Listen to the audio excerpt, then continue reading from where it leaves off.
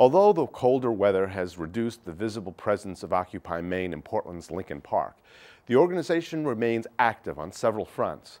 Leslie McVeigh spoke with the group's legal counsel, John Branson, about the movement's plans. John, the Occupy movement in Maine, and specifically in Portland, seems to be as strong a visual presence as the first day of the movement. Is that true? Are there as many people still involved, or more people getting involved? Could you tell us a little bit about what's happening now? Well, I think in terms of the number of overnight occupiers, there's no question that number has gone down. That's been true of every occupation in the colder climates. But Occupy and Occupy Maine, as well as Occupy nationally, is more than just a physical occupation of a public space. It is a movement that has many moving pieces. Its autonomous individuals are free to organize events and demonstrations and to advertise those and get people involved. And a lot of that is happening here in Portland and in Maine. Occupy Maine is going to be part of the Occupy the New Hampshire primary event that's coming up, where Occupy is going to take advantage of the national media attention that will be focused on the state of New Hampshire to help demonstrate about, from one standpoint, the irrelevance of elections, at least, until we can fix our democracy, and other things. So I think, certainly the overnight presence has gone down in the colder climate. But in terms of folks that are participating in General Assembly and other events, there's still a very strong participation. So people will come back for the General Assemblies.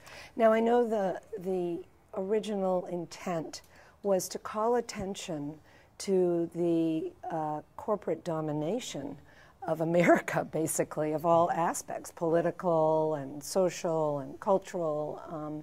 And I think that it has been proven to have done just that. They have called attention. Now, do you worry that the attention becomes more about the actual encampments and less about what those encampments stand for? Well, I think we've seen in here, just with the news coverage about Occupy here, there certainly has been a focus on the camp and on the struggle with the city over the various concerns that have been raised about the encampment, fire safety, public safety, stewardship of the park.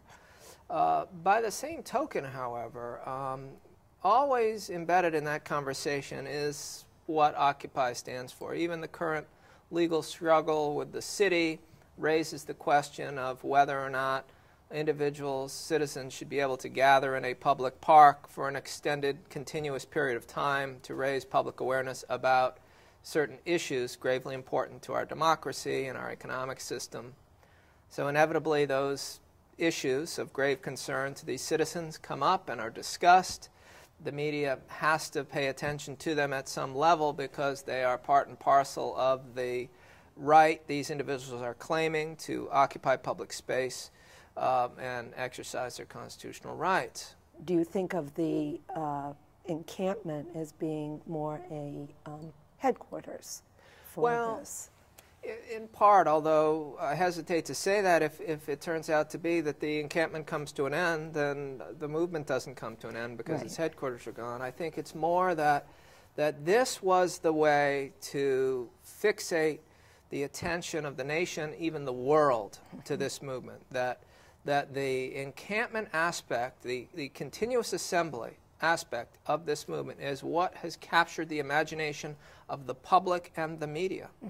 And so as much as these various occupations have gotten bogged down with issues of camp, many believe that the media wouldn't even be covering this if it did not involve this ongoing assembly, these encampments, which are relatively new to the political landscape. It's a new form of organization and demonstration.